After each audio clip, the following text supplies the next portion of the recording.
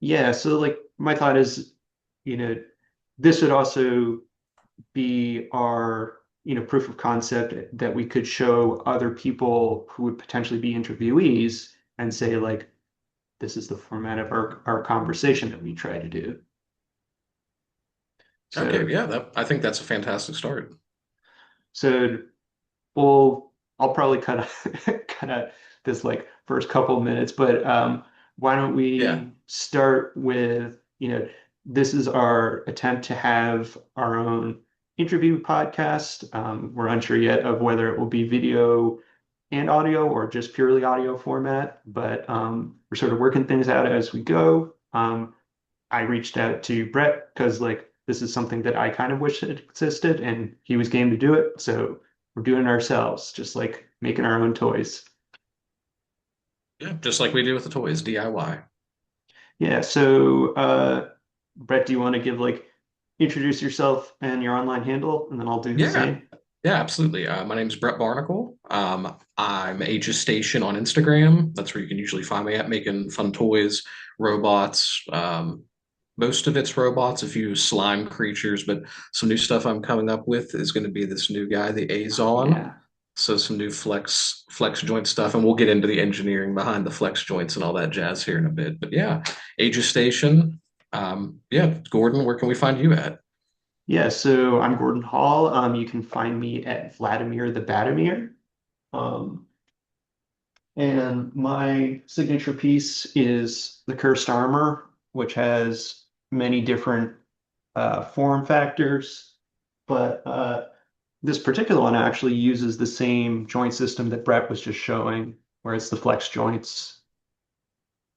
And I forget, Brett, I didn't, this was, it was the second Toy Pizza Con that I had this at, right? That Yeah, the we the were both first at. Yeah. So I mean, I guess we could probably that's probably a great segue to get into how we met. We met Yeah, through the Squires of the Slice, which is a Patreon sub community on Discord and in-person events through Toy Pizza, Knights of the Slice, owned, operated by Jesse DeStazio of, Jazzwares fame. right. Um, but yeah, so let's Gordon and I linked up there over a love of toys, vending, and toy design, and it's kind of just been one hit after another of iterating on figures. So here we are now trying our hand at a podcast. Right. And so my, you know, the joy for me of constantly, talking with Brett and bouncing ideas off each other is we're both very much into making this stuff ourselves and sort of the design process. And so, um, Brett, I'd be curious, like, what was your first encounter where you realized that you like there were people who designed toys and like that this is something that you could potentially even do yourself? Honestly, it would have been height of the pandemic, like a lot of people getting into hobbies. Was discovering Empire Toy Works through Instagram Okay, and seeing yeah, his world building, and I really got invested in that and making my own station, hence my tagline on Instagram.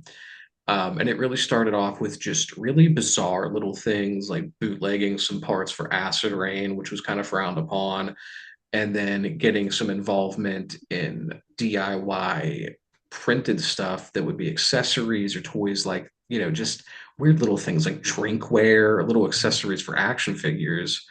And then was like, I need to make little robots for my world. And that started off with the Pup Droid, which is, I have one floating around here. Yeah, it's a little bag one, but there he oh yeah. is. This is, good 480p video. But he he really took off in resin, and I did a handful of those, and that had moved into some really great, fantastic stuff with Receival. I just did not expect this tiny little cute droid to be well received. Yeah, I Um, remember you sold out that first Toy Pizza Con that we were both at, yes, right? yes, and I had done probably close to like 50 of them before coming up to New York for that, which, they're not expensive in the grand scheme of things, but to drive clear to New York from Pittsburgh into the Hudson Valley to sell some cute little robots with little pink trees on the back was kind of an insane prospect to sell my wife on that I was going away for the weekend to do Mhm. that. But yeah, so that was how we linked up and I did sell out and it was very successful. And I was very fortunate that the Squires and all the people of Beacon love those things. But the real magic of that event was linking up with Gordon here and getting to, start brainstorming and, also discovering the good word of Vermis That's right. So by we Plastiboo. we bonded over the wonderful art book Vermis, which is sort of a strategy guide for a video game that doesn't exist. To me, I think of it as like all the good parts of Dark Souls for people who maybe don't have the time or patience It's to great. actually play the game. It's perfect for me. It's Yeah. amazing. I don't have to bash my head against the wall to read it. It's great. And so obviously heavily inspired what would be sort of my second design, the cursed armor. But I guess back to sort of mirror some of the stuff that Brett hit. I feel like I remember I used to read Toy Fair magazine back in like the early 2000s and stuff. And so my inkling that there are like people who did this professionally sort of came through some of that. And then also, seeing people do customs in like the customs contests that they would have photos of kit bashed action figures that people had done Oh, this back this in. blew me away. Toy Fair was like the gospel to me growing up Mhm, as a kid in the early 2000s. But yeah, I remember the biggest one would have been a Marvel Legends Boba Fett that somebody did. And mhm. boy, did they have the writing on the wall for what was to come with Hasbro. And I remember making a couple like actually I still have some pretty rough customs around from when I was using Super Sculpey and like Citadel miniature paints and stuff. But for me, growing up with toys that I would get from like yard sales or at clearance stores like, KB Toys or Caldors, I was always like very hesitant to break my toys or like mess with them to try to do a Right. custom. So, you know, that's a huge part of like 3D printing. You can print the entire thing or just whatever extra piece you need. You don't have to like cut and sand and model with green stuff or whatever. Um, but I would say like another, major formative thing for me was coming across the work of David White, who's Mechazone on Instagram. And he was doing like fully articulated 3D printed action figures back in probably back as far as like 2013, maybe even 2012. Yeah, But I mean, I, it would have been right when I was getting out of college for lab school. I had first seen his stuff on the internet, and I had no idea that it wasn't factory made. I thought this was a guy just making like his own thing. I had no idea they were printed at the time. Which, my God, it was he ahead of the curve by about a decade.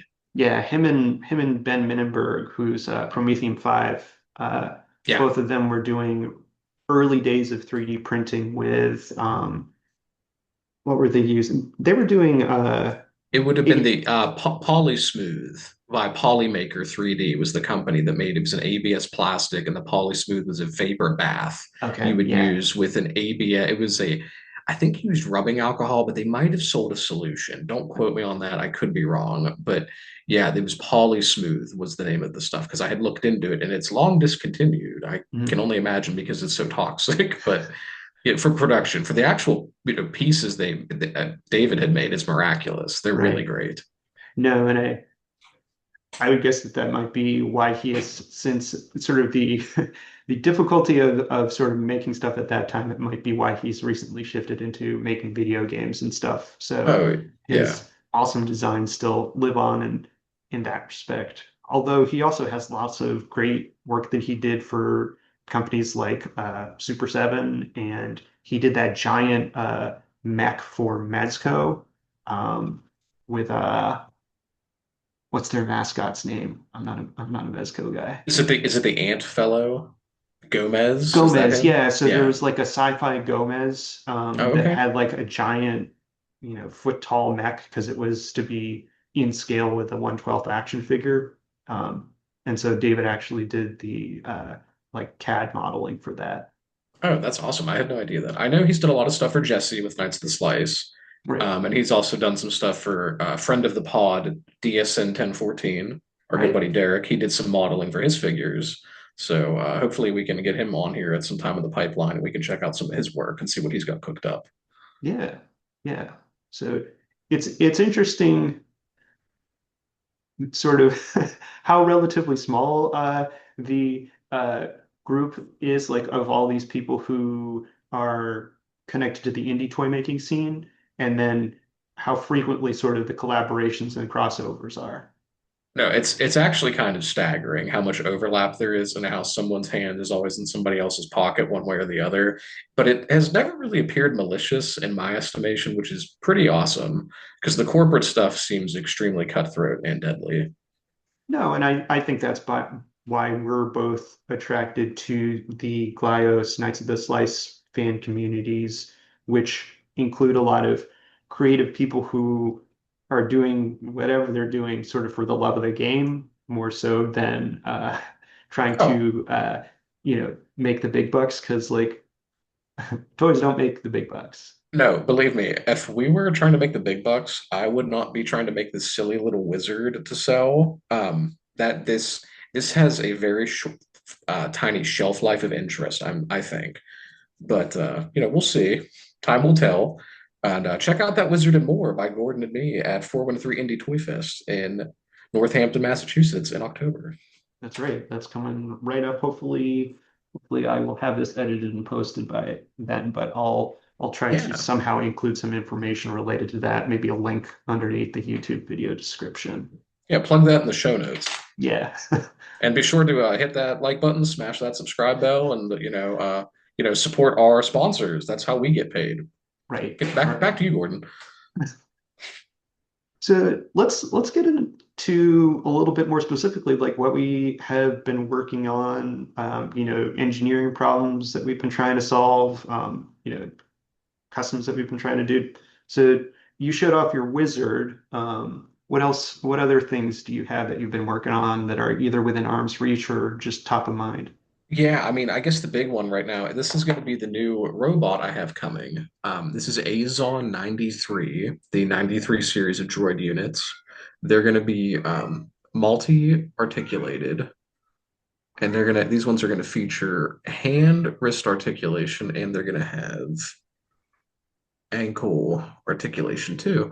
So I'm not really sure of color schemes yet or anything, but this has been a new one to really figure out and kind of dial in. It'll be about 4 inches, so that's been really fun to play with because usually I always end up making stuff a little bit bigger. I want it to be a little bit beefier. You know, robots never have to be in true scale with anything like humanoids do. So I can kind of play around. But the thing I've been working on recently is dialing in the proportions and handle for the gun so it does not fall out when he holds it. So that's the engineering I've been working on. Yeah, figures So that can hold their accessories is, it's work. Yeah. yeah. But for me currently, I guess we should probably get into this. The flex joint system is something they're a thermoplastic polyurethane system And that this is I have why been, Brett's on the podcast because he's the yeah, materials scientist. yeah, material scientist that you can credit to my dental laboratory job. But that's what actually pays the bills, folks. But they use a thermoplastic polyurethane that's just printed on a filament printer. So, but as you get into various scale shifts, you get a little bit of inch creep on from the plastic to the rubber. So at this scale, some stuff can be a little bit floppier than it would be at something, say, 6 inch or larger.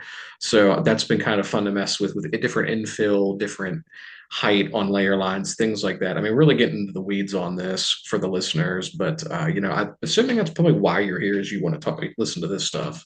That's So, but why yeah, that's why I'm here, and that's why I want to do this. Is like getting into the nitty gritty is exactly what this should be about. yeah. So, but it's been fun, because having access to printing at home and in such rapid volume in the year of 2025, Right. printing is it's so much more attainable, especially with new systems like Bamboo 3Ds, Bamboo Labs printers. They're so efficient, and the Flash Forge systems that Gordon and I both use for some stuff. Being able to print stuff like thermoplastic polyurethane would have been a nightmare 5 to 10 years ago. It would have just not been feasible unless you had commercial production. So, having access to that now and just tinkering it like, oh, this is a little loose here. Let's just bump the scale up 1 or 2% on the x-axis, and maybe that'll fix it. And if it doesn't, we'll try again in 8 minutes. So it's been a good little project for us. But that's really all I have going on right now. But the real engineering that I've been tickled to experience at home has been the spider bot from Desktop Vandals. Jacob Sanchez has a new Patreon. Everyone be sure to check him out. Desktop Vandals on Etsy and Instagram. A powerhouse creator, Truly. absolute wizard. What the man is doing is miraculous. But he's using a TPU insert on a ball joint, and him getting into this and getting to print this and experience it, even though I'm doing filament, he does all of his in smaller scale resin, similar to Glio's scale. It has just been miraculous to work with and experience. And I'd love to try to adapt some of my designs to use that. So, but he's been a joy to work with and talk with, and him handing out some of these files has been it's been crazy. I can't believe he's given these things away. No, I think he's an extremely generous spirit, and clearly he, is of the mind that he wants his work to just be out there and have Yes. people experience and play with it. And so similarly, the other thing that I've been working on or playing with a bunch is Jacob's Loomis design, which is the his sort of humanoid, uh, or I guess yeah, it's a fully human sort of either blank body figure or artist mannequin for like pose reference and stuff. And so this is, let me see if I have one within reach. Yeah, there he is. So as Brett mentioned, Jacob works primarily in resin, so his thing is scaled to be roughly around like 4 inches, so like GI Joe sized. Uh, but uh, it would since I met Brett at Toy Pizza Con, he sort of has convinced me of the utility of having a filament printer and being able to kind of watch your prints as they go. You don't have to wait to watch or wait to see the build plate creep up out of the resin vat, and then did the resin print adhere to it? Is it all, overexposed or something? So being able to rapidly iterate is much easier with the filament printer. And when you're working with a design that's, as complexly engineered as something like this hyper-articulated figure, where it has like double jointed elbows, double jointed knees, you know, uh, hip swivel, ankle tilt. uh, Jacob recently made a like hand pack where you can swap in and out alternate hands. So an extremely complicated figure. And so trying to make all the engineering work in both a different material and then potentially a different scale requires a lot of sort of fine tweaking. As Brett mentioned, messing with infill, um, you know, scaling things up by like 1 or 2%, just to get that right amount of friction on a joint or enough to pass like uh, the double joints on the knees and elbows use pins that run through. And so I've actually been using bits of just the filament itself from a spool and then some leftover model runners that are the right diameter. Oh, that's what a great option for reuse. I love using filament that's just trimmed to be Yeah. like little effects. Like, the antenna on Azon, it's just a piece of 1.85 diameter thermoplastic and it's flexy. So getting to just use the raw material itself as an item in engineering is really brilliant. Yeah. And I think it's those fun little like problem solving tricks that make like making your own stuff so much fun.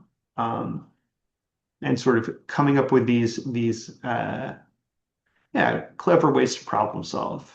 Um, I guess some other stuff that I've been working on that's more directly related to the show that we'll both be exhibiting at is doing a larger run of my curse armor designs, but trying to come up with some different colors.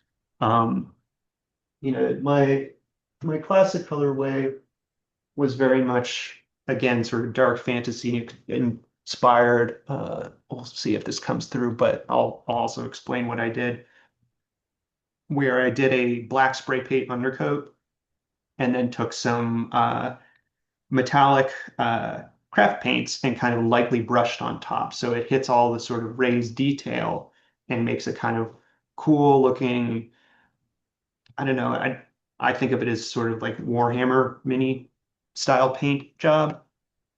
And like It's a very effective use of heavy dry brushing. yeah, yeah. And so it looks like I, very meticulously went in there and picked out all the details, but it's really just not having much paint on your brush and then doing it very lightly over a lot of raised detail.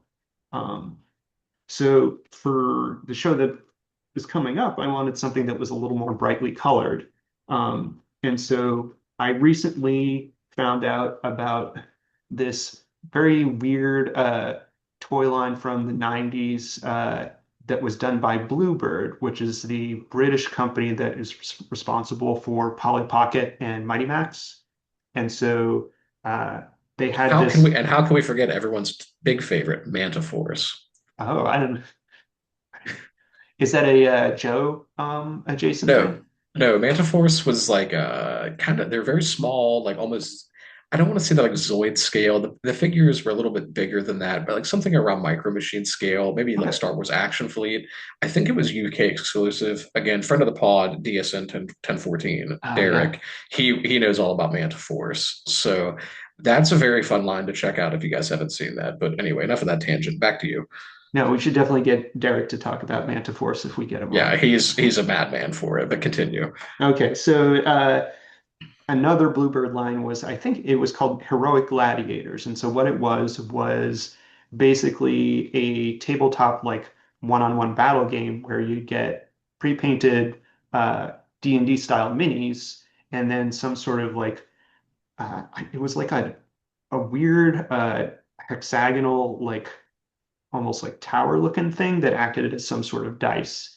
But what really struck my eye was the crazy color schemes that they used of sort of these lurid oranges and teals and like uh, kind of weird browns. And then there's one that has sort of like a Christmas looking color scheme. These But all very well could have been G.I. Joe Ninja Force colorways at any point. I mean, I'm sure it's whatever, it's probably just like the paints that the factories were running on everything at the time. I'm sure you're absolutely right. And most of those colors are probably just leftover they had from a Polly Pocket theme in the early 90s. But so what I did is I took the cursed armor and then I did a, we'll see if this comes through, but I did like a purple undercoat. And so what was previously the gold half of the armor on the right-hand side, which has like a bunch of spikes on it, is now all purple with some like blue metallic details picked out. And then the left side, which would have been a metallic purple, is now a I guess metallic teal almost or aquamarine. Yeah, I would And say a metallic aqua. and then for the scarf and belt buckle, which were formerly green, I've picked those out with a yellow undercoat and then some like day glow orange on top. Yeah, So, this is extremely 90s and it is so satisfying to see something that's not dark, gritty, or mil spec in the modern age. you know, there's definitely a period of like where most of my collection was either red and black or all black. Right, right. And I'm like, Yeah, this is kind of a everyone's bummer. favorite Glyos color, white Nemesis. Mhm. Oh, And and so, talk about that new accessory you worked up for the cursed armor too. Yeah. yeah, so uh, to go with a new color, I made a battle axe that can either be, wield it single-handedly, or if you got the more uh, articulated, like big ones, you can two-hand the axe. A proper hand and a half, a very good war axe for him. That's excellent. And I love the blue on that you did. That's really nice. I mean, And it's royal blue. that's just the basic blue filament, and I will credit you in sort of the design inspiration of trying to get it so that it can print just flat on the build plate with no Yeah. supports. Yeah. Keep it fun and keep it stupid. I playable is way more fun if, perfect is always the enemy of good, right? Um, and whenever I was doing a lot of resin stuff, I always got in the headset of, oh, this has to be perfect. Oh, this has to look factory produced. Well, it's not. So quit trying to make it look factory produced. Make it playable. Make it fun. Make something no one's seen before. That's more important than making something that looks like you cloned it from a toy line. That's what always has been my focus as I shifted into doing plastics.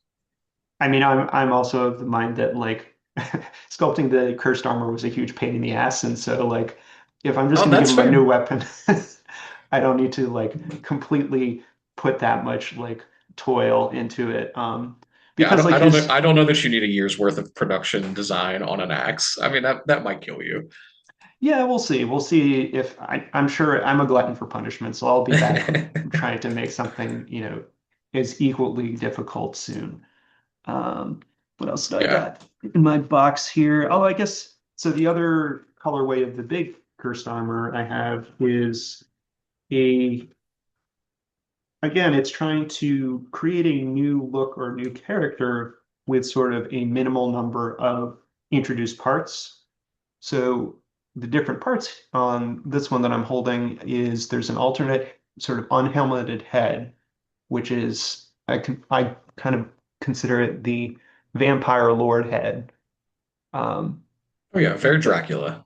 Very closely modeled after Yoshitaka Amano's Vampire Hunter D.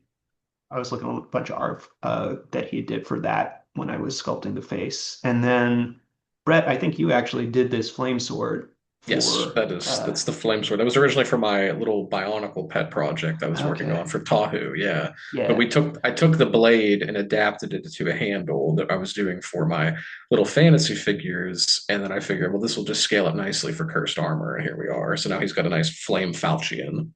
Yeah, and that's been a great thing that we've both been able to do for each other is like I'll sculpt a weird foot or like a Yeah, wizard head and give it to Brett, and then Brett's able to make like a fun little wizard dude, or Brett will make like a cool sword for me, and then I can have something else for the cursed armor. yeah, parts reuse and sharing is so much fun, and I think when you're getting into the realm of doing the stuff by yourself and then meeting up with people that are also interested in doing it, sharing the parts across what you're up to, they might not even be the same scale, and they might not even look like they're from the same design language, but there's little pieces that share the DNA between it. I think that makes it a lot more meaningful, and it kind of binds you together in working on projects, and it doesn't feel as alienating when you're on your eighth hour doing a sculpt because it's like, oh, I know this might actually have use for somebody else down the road. Yeah, and I feel like that's something that collecting the Glyos stuff, it really attunes your brain to that sort of idea of seeing the collaborations that different makers do with each other, or even seeing like, crazy builders out there like which, or no, is it, no, Oh, it's it bit, bit bit, bit. bit. And then There is also a which, which. Yes. yes, well, both of them seeing what people are able to do by just pulling apart the Glyos figures, which, are sort of configured in one way to begin with and are perfectly viable action figures sort of as is, that they can then be pulled apart and then completely recombined into something, almost unrecognizable from the source, is it's a really cool approach to design, I think. And like working, Brett, you and I working in 3D printing, like we're very much able to do the same thing where, you go in and like hack off an arm and stick it to a different torso and like find a different head somewhere and sort Oh of yeah. make these Frankenstein figures. Yeah, which, once you get them in the same color and everything looks uniform, they don't look Frankenstein anymore, which is really, that's one of the best parts of when you first get it off the line. Like here's a great example. This is me a debut guy I have coming up. This is Barney Bones, my little skeleton fella. He had a little demo at Toy Pizza Con last summer, but he will being have his full show debut. And for the audio folks, he's just a little, 8 POA skeleton fella, a little chubby uh, guy with a skull, sword, and a belt, and some fun sneakers. But the head came from a skull sculpt I did almost a decade ago, just messing around in Mesh Mixer. And I was tooling around with the idea of doing a little skull guy for Halloween. And I thought, oh, I have this old sculpt. I'll dig it out of the archives and resize it. And it's kind of funny how stuff that you just fiddle with or tinker with, when you have the digital archive and you keep track of everything, you can just kind of pull it up out of the mothballs, and it really lends itself to that. Because not never in my wildest dreams that I think that would have been something I ever used in the future. And the body for that, which has been the body for the Robo Wizard and now the Human Wizard we're going to be doing, um, those bodies were just made for some dinky little vampire toy I made for my son on a Saturday last year. So getting to reuse those parts and design them and kind of scale them up to be a little more art toy looking has been a really fun project too. Yeah, totally. And that makes me think of like two different tangents to go off of, but like one I do want to mention is like that's something that I really admire about your design aesthetic is it is influenced by your kid and your resident playtester of Oh like yeah, if your my stuff is child can't, engineered to be played with.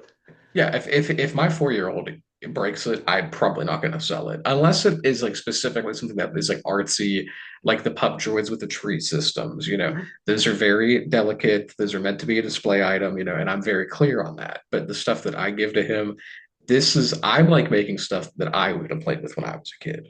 You know, there was nothing worse than growing up, and I was born in '93, and I can remember the biggest disappointment was going to KB Toys, finding a McFarlane Predator and being like, oh, finally a Predator toy.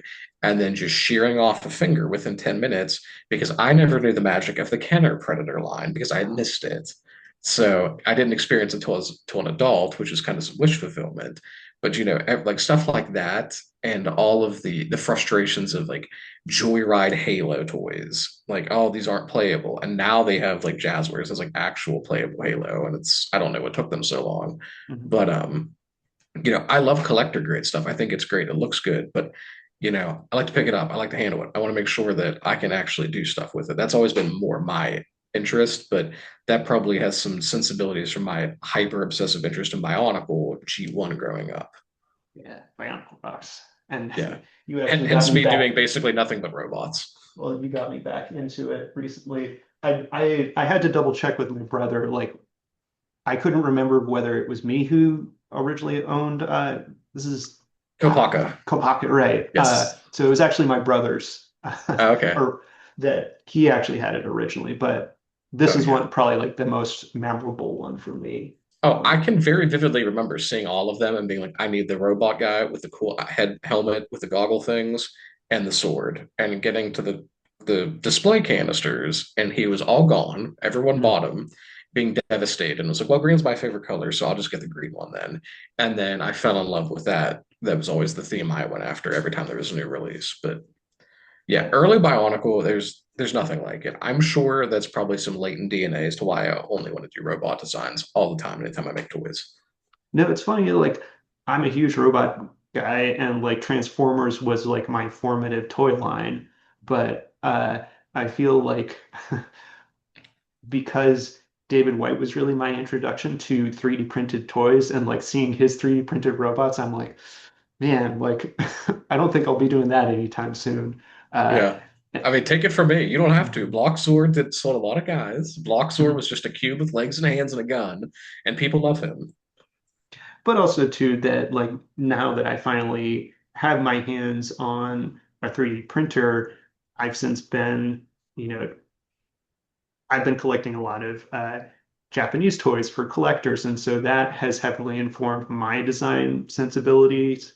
And so another big influence on the cursed armor, as well as like stuff like Dark Souls or Vermis, was actually like the what was converted into Power Rangers. So the Sentai series, which is like Yes. the team of five colored dudes, or Kamen Rider. And so because they have to come up with a new enemy each week, that sort of uh, allows them to have these incredibly like insane, impractical, convoluted monster designs that only show up for an episode because the costume only has to hold up for that, you know, Oh, short amount of the, time that they're filming it.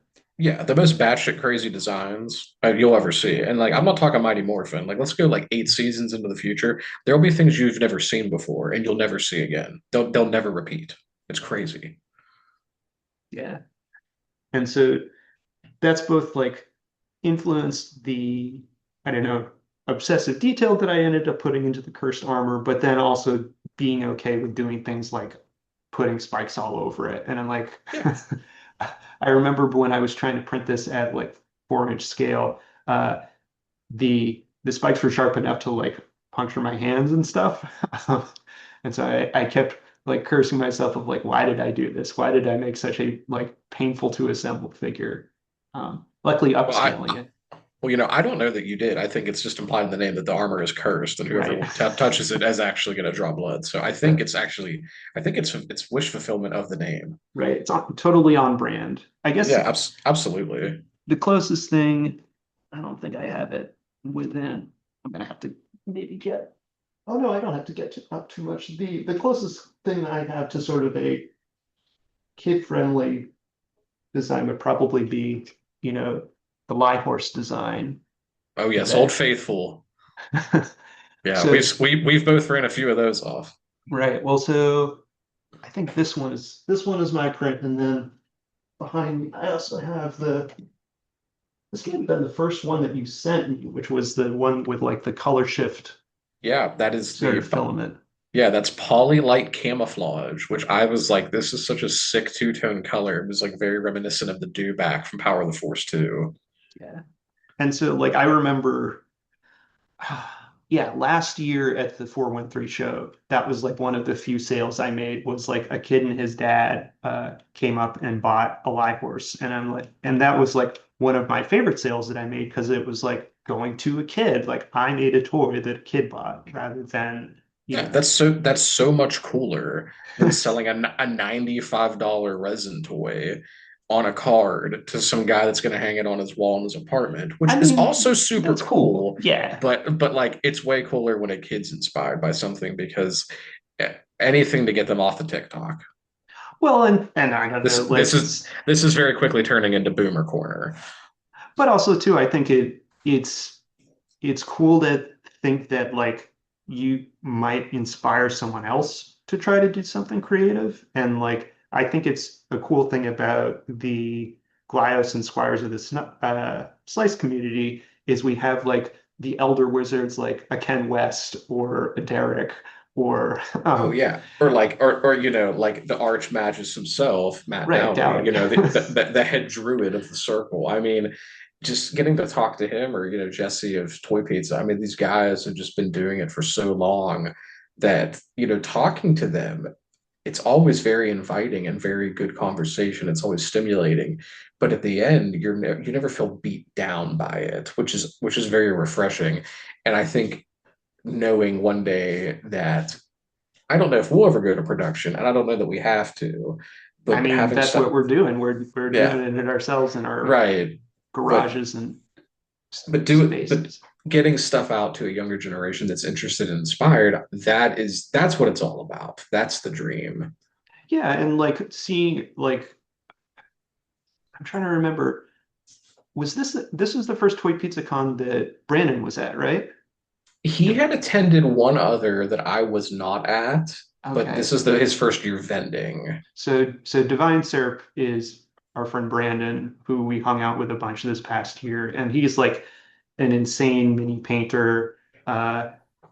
Who's the what's the toy company guys that he's like friends with who he had when he did Fox Forge Toys, who yeah. runs Stardusk, and I don't know if that's the new one or. I think Stardust might be the old one. For the life of me, I can't remember. There's a new one where it's like something Valor. But yeah, he was really well connected with them. And I mean, he just has an insane collection of their first series and a bunch of Yeah. their factory run prototypes.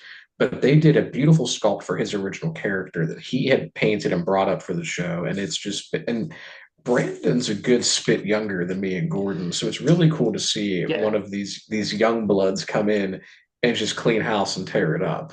No, and like it's very encouraging, especially with Jesse doing so many podcasts about like how the consumer toy market is dead and like everyone's like aging out of it and like the younger generation has no interest in it. And like maybe not at a huge scale, but like there's still younger people who come in contact with it through whatever, be it, tabletop gaming, anime, or even like, probably playing games like Fortnite, and maybe they see a Jazzwares Fortnite figure and say like, oh, this is kind of cool. Yeah. No, I think the cultural osmosis of getting these people into it is really fantastic. But, I think it speaks volumes that you and I are more interested in getting stuff into people's hands than, oh, how can we get this tooled? Oh, how do we get this kickstarted? Do you think we could get a GoFundMe going for the cursed armor? Which is a fun dream project, but at the same time, I think it takes away the magic of what we're trying to achieve. Yeah, I frequently go back and forth of like, not having to deal with the restrictions around sort of more commercial avenues means that you're basically accountable only to yourself. And like if you can make back your material costs for a $30 roll of filament, like Yeah. that's about the threshold that you have to clear versus you got to pay for steel tools and then like pieces to be produced and then to be shipped from wherever they were produced and stuff. Though that's something that I'm very excited to kind of talk about with some of the other toy makers who will be at 413, like Mosquito Toy Works, who's doing his like, Sotheby, and I think he's doing it in like Jesse Moore's t-shirt shop, right? Yeah, it doesn't get more underground than that, which is so sick. Yeah. Really, really, really nice guy. I got to meet him this year. I'd love to collaborate with him and get some of my little oozes, these little one-eyed cycloptic slime creatures. I'd love, not that I don't love them in plastic, but I would love to get those done as those vinyl finger puppets you had the idea of. I think that'd be so fun to have him cast some of those in Safubi. Yeah, I'm curious to talk to more of the Safupi guys because like I feel like it's a weird like parallel scene to sort of us somewhat in that Oh, um definitely. I think we're definitely going to be the black sheep of that community with printed stuff. They're going to look at us like we have three heads, but that's okay. well, there's some other people who have printed up stuff there. I think Wyatt will be coming up with his Wicker Witches again. Oh, excellent. I didn't know he was attending. Yeah, friend of the pod, Into the pod. Yeah. Koala, Yeah, Koala Koala. Wyatt. He's great. Yeah. So I'm looking forward to that. Yeah, that should be a really good show. I don't know what to expect, but I'm eager to make it up into your neck of the woods and check out the scene. Yeah. And I think it'll be a good opportunity to talk to some people, get some ideas, get some inspiration to take us through the winter until next year's it's not Toy Pizza Con anymore, right? Jesse's calling it like the Toy Pizza Experience, right? Toy Pizza Expo, but I still like referring to it as the Toy and Pizza Conference, which that's without a doubt the funniest one to me. But yeah, that's I mean that's Mecca, right? That's the big Yeah, that's meeting. our big annual show where we get to meet with all our friends Yeah. from all over. Yeah, which, it was fun this year having it with the 5 Points people. I definitely felt a little bit segregated to the Squire Hall, and I felt like nobody knew we were in there, and people would just wander in doe-eyed and look as if like, oh, what are all these people doing in here? Why are they at tables? And they'd look around and go, oh, there's other things here to buy that aren't, Ron English's $7,000 art piece. How strange, Mhm. which is fine. There's an audience for that. It's certainly not me. No, I think it was good to expand the range of offerings. I think a big thing to me was our sort of being hidden away in sort of a less visible spot, and then also it being pouring rain on Yeah, most of the weekend. it was certainly not ideal conditions. I think the year before was lightning in a bottle, and that was Mm. the best that's ever been. And then the first year I came up having it right on the main drag in Beacon, New York, and there was a lot of just organic traffic coming off the street from the locals. That was also very cool. Yeah, it was interesting being at the very first one as an attendee. It almost felt like the Beacon Flea Market, except like Jesse was presiding at one end of the thing. Well, Uh, yeah, and it's also in a church, so it's a little bit like a cult, right? yeah, but like to me it felt like a swap meet. It's a bunch of Yeah. older bearded dudes with set up with like folding tables and like weird stuff at their tables, and most of it's cool. Uh, Oh yeah. but it's Yeah. it's it's been interesting to see how different aspects of it has shifted. The incorporation of like Jesse's musical performances, getting more of the like Gladys makers from all over to come, having people like the Four Horsemen be here, be there this past summer. And what a super nice group of people to talk with. Yeah, The year before they had attended in secret and were just there as visitors to hang out and just talk shop because they're working on the co-project of the Goss armor with Jesse at Toy Pizza, and they had bought stuff for me. And then this year I saw them presenting. I was like, wait, you guys bought stuff for me? Like you guys make cosmic and mythic legions. Why would you buy my stuff? no, and I think it was Jeremy who I ended up talking to Yeah. a bit, and like they seem very encouraging of their like fan maker community as well, of like all the customizers who do resin printed heads or like repaints of their figures or cloth, soft goods for stuff. Um, they're very much of a similar ethos as the Glyos people of trying to almost have this pipeline of, you know, collector to customizer to like maker. Right. Yeah, that is really cool. I have not made the pilgrimage to Legion's Con, and I would very much like to. I don't know if I'll get to this year, Mhm. but that seems like that's a really great show. And I'm not a big 1/12 guy, and I don't really go nuts on Legions, but the encouragement and the camaraderie around that community seems so positive. It really does seem like an offshoot of the Goliath group, which, just much larger and more accessible. The other thing is too, Goliath can be sometimes a little bit, I'm sure anybody listening to this is already in the cult, but it can be a little bit obtuse to get into if you don't know where to look. Whereas Legions, it's got a pretty good presence. It's ever present on the big sites. Glyos definitely it's not on Big Bad. I Right. take that back. Rocom had their Kickstarter figures on there at one point. hmm And like there's weird little like bubblings up of the GLaDOS stuff through like the Thousand Toys collaboration, and I'm sure there'll be people who see the new Cosmic Legion stuff and are like, "Who's this dude Faden?" Oh Like, yeah, who's this blue skull man with a gun arm? Is this like a Mega Man? Yeah, right, right. Yeah, that's very fun. I'm very excited to see those things come in. me too. Yeah, and I would think that the some of the accessibility of the Four Horsemen stuff is coming from like they came from industry working at McFarlane and like doing production and work for hire stuff, and so that sort of heavily shaped their aesthetic. Whereas I feel like the Glyos, you know, some of Matt's stuff especially almost has that like Sotheby DNA in it of like the doing the timed store drop availability, you know, having to navigate a ancient website, you know, Oh yeah, I mean that website was in existence before I got out of high school. I mean it is ancient. It really is.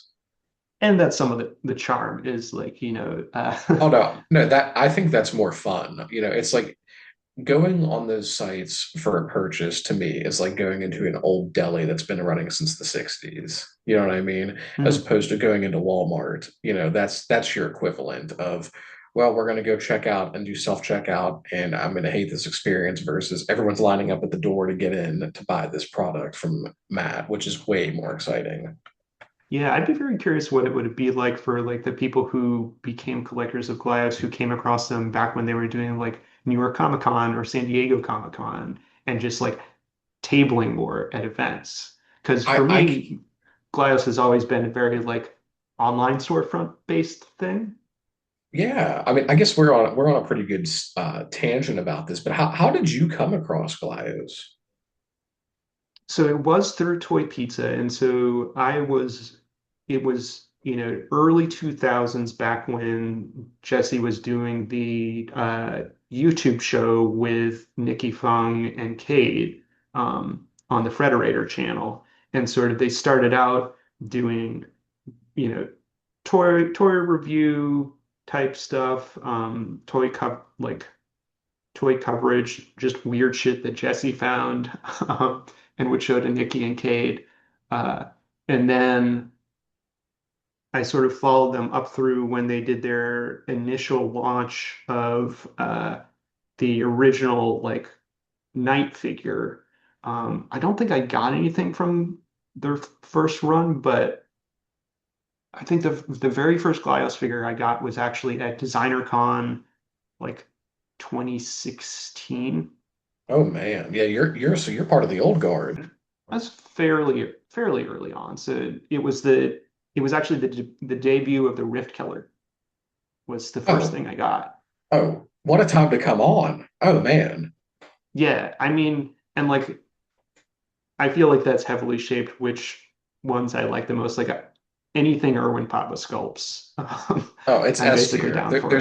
There's nobody better. Yeah, no, his stuff is incredible, and of course is like heavily influenced by all the weird Japanese shit that I like Nirasawa and Takayuki Takeya, who did like a bunch of the designs for the different Power Rangers and Kamen Rider stuff. But that was like my first one that I got, and then I think the first thing I got from 1L was a it was like the Skaterian. It was like an orange and gray vector jump. That was like the Oh, second. oh man, what strong as entries. Good Lord. I mean, that's one of the best vector jumps they made. No, I felt a little bad of like not being into the initial like night design because I'm like this is kind of plain. I'm not like super into just basic Power Ranger Yeah. homage.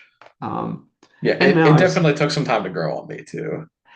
and like to me the value and interest of that sculpt is using it as like a base platform to build on Right. and sort of Right. supplement with other stuff. No, I'm right there with you. I came in um on it would have been Hyper Ice was my first, which would have been a figure of the month club. It was the Hyper Knight themed around Ice Planet 2002 Lego, which pretty high watermark to jump in on. And then I had Yeah. bought a Star Marshal with armor. So both of those getting into that and then being like, why would I want a pizza Power Ranger? I have a space cowboy and an ice planet dude with a Oh yeah. submachine gun. So you had like the full smorgasbord to choose from at that point. So that was like during the pandemic, right? Yeah, I got involved through it would have been oh, I don't know how long I've been involved in the community. Probably 2021, I think, maybe Okay. 22, probably 21, yeah, because it's been a good spit now. Not as long as you though. hmm No, I would pick up things here and there back when Jesse was just doing sort of regular store drops, and then I remember being there for the first action figure of the month thing where I remember I remember his like origin story for the idea of I think sending away for some was like Chuckles a mail-in figure for G.I. Yes, yeah, Joe? Okay. yes, Yeah, I yes. know He that's like was one of Jesse's like yeah, he formative loves it. figures that Yeah, he he loves loves. Chuckles. That's definitely his favorite.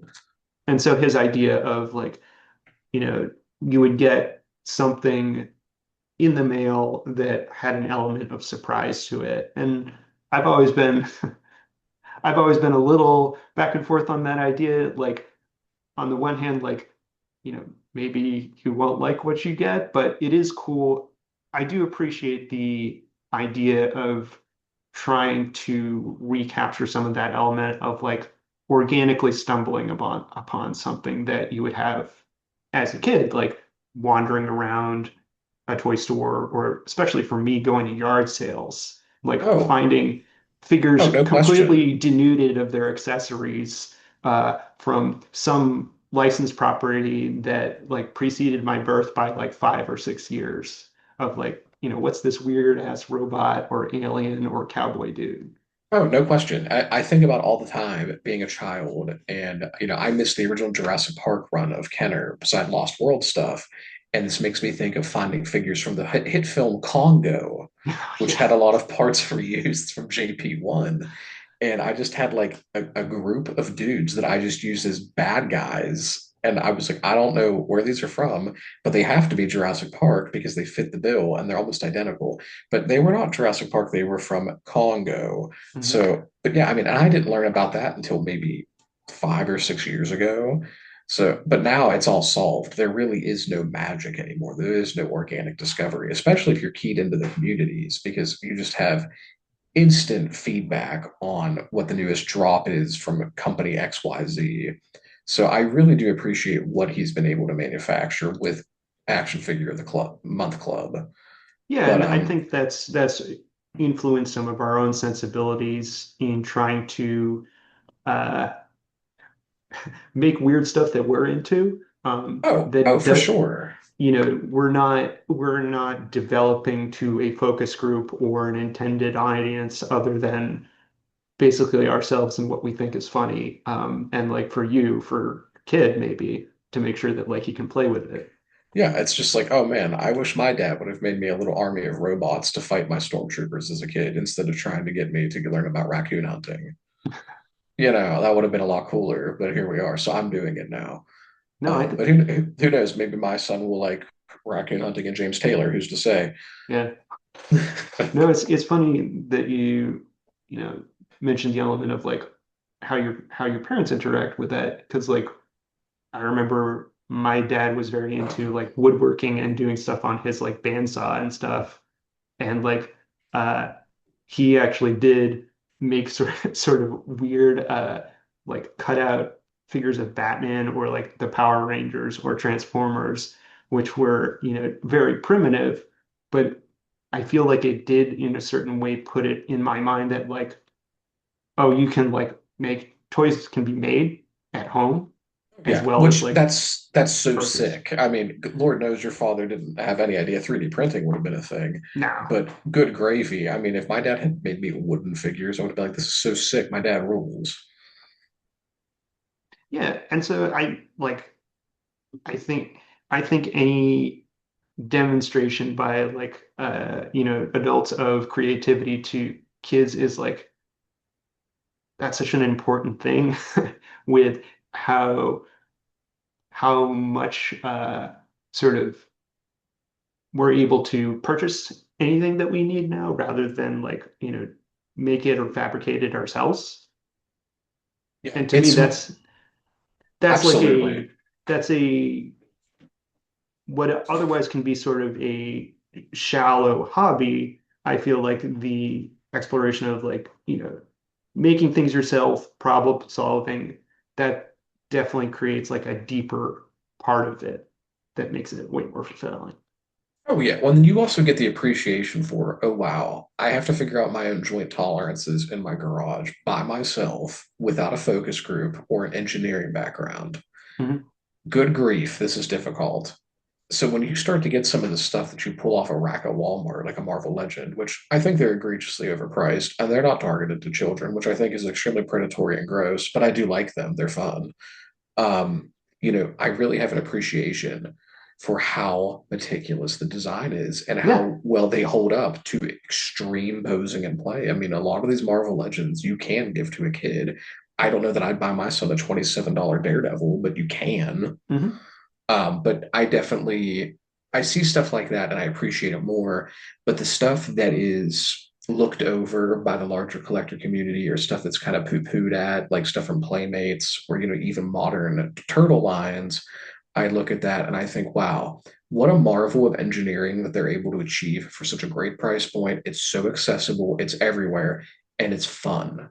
And I think getting to do this at home not only gives us an appreciation for the creative process of it, but it also gives us an appreciation for fun in the hobby. Because, like Yeah. you were saying, it is so shallow. It is completely and totally devoid of fun. It is we're checking pre-orders, we're drinking from the teat of HasLab, and it's like I can't. Who has the? How do you have the money for one of these things, let alone five? How are you? What? I just there's just no fun in it for me. I can't see it, and maybe I'm becoming cynical and jaded, but I really don't see anything they put out as fun unless it's kid focused stuff. Mhm. Well, I feel like for me, that's been a large reason that my focus recently has been shifting back to vintage stuff and like Yes. going back and playing with all the old Kenner stuff. Like I was just talking to you the other day of, you know, I was never really into Star Wars toys as a kid and didn't collect them much at all. You know, for me, I'm the older brother, so like I had no older sibling to like hand me down Oh, stuff okay. from, you know, early 80s. And so what I was used to was like the weird looking Power of the Force figures, and then all the vintage stuff had since become collector's items. But then Gorilla Customs, Josh, sent me some of the weird Friend of the pod. aliens, friend of the pod, who will hopefully get on at some point. He sent me let's see who's over there. Snaggletooth, uh Hammerhead, and then he had actually sent me a Greedo a while back. And like, man, talk about some like charismatic and charming little weirdos. Like, And they're so like the colors on they're just so garish. yeah. They're so like teal and this fudge brown with a side-eyed snail man. And they're Who thought weird of wearing this? these like weird onesies I that love like it. they I almost look love kind it. of naked. I love it. My man looks like he just got out of a swimming pool in 1918. It's amazing.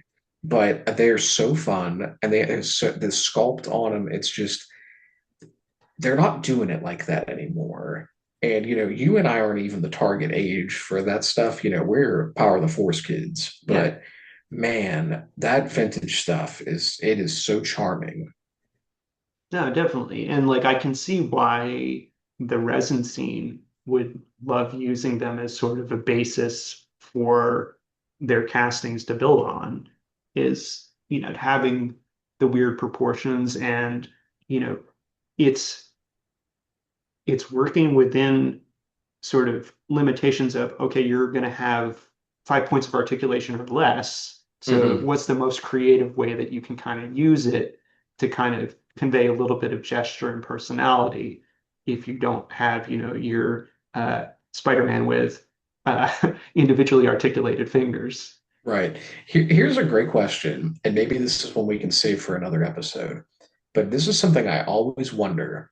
And, I do have a background in hand sculpting, doing dentistry. I'm a Mhm. lab technician by trade. So when I got into the industry, it was all hand waxed sculpting using dental instruments, very similar stuff to the way toys were done with Right. wax. Why is it acceptable in the resin scene to cannibalize and bootleg stuff? Knowing it's already a factory produced thing from an IP.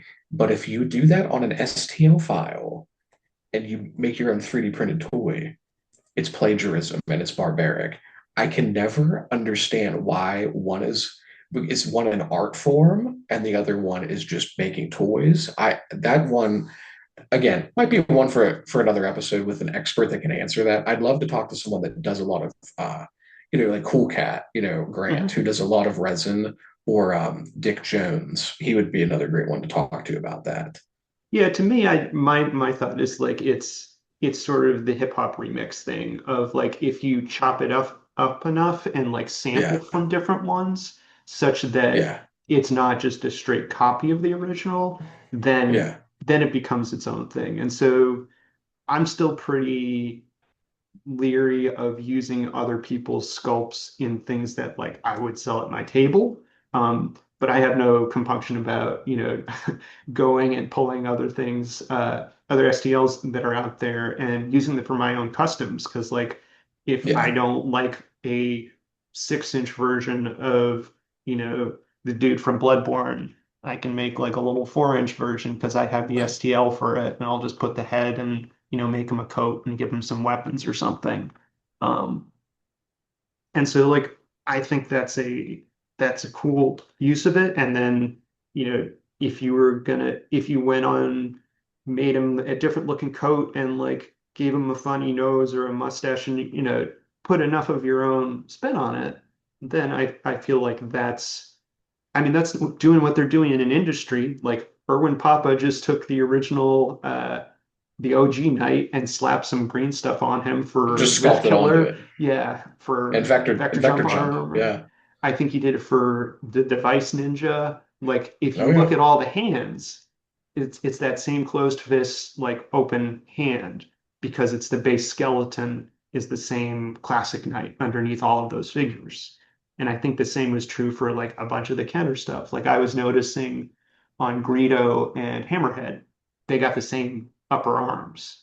Yeah, they're very similar. You can tell that they were. I don't know who sculpted this. I know Stephen Geddes did a lot of them, so I don't know if he did all of them, but I Mhm. know he'd love to do some reuse on some stuff like that, which obviously you would. I mean, they had the I forget the name of them, but they would have just been a wireframe kit with wax on them. Is how they would have started doing it as a And mannequin. and from a production standpoint, it makes a lot of sense because like you use the same mold that way of we run arm set A with body B and then head C. Yep. Um, but you know, I feel like from an artistic standpoint and just like a problem solving thing, like that's such a cool way to solve that problem of what's the minimum number of like moving parts that we can use to make as many kind of different configurations as possible. Oh, absolutely. I mean, that's like, Azon, he looks like a completely new figure sculpt, but the arms they're just sculpted over from Block Source pieces. And the pieces I've used, I mean, they're just completely sculpted over. So it's a very similar workflow. It's just digital now. Yeah, yeah. Well, I think that was a pretty cool conversation to start out with. We'll see how the audio and video quality is when I edit things up, but maybe we should just like remind people of our handles online. I don't know what the title of this this Yeah, podcast will be. I'm Brett Barnacle. You can find me at Ages Station on Instagram and agestation.bigcartel.com for my store. Currently closed, but if you're listening to this in the future, maybe it's open, maybe not. But yeah, and reach out to me on there. Gordon, where can people find you at? Yeah, so you can find me mostly on Instagram. I'm Vladimir the Vladimir, and it's VladimirThebadamir.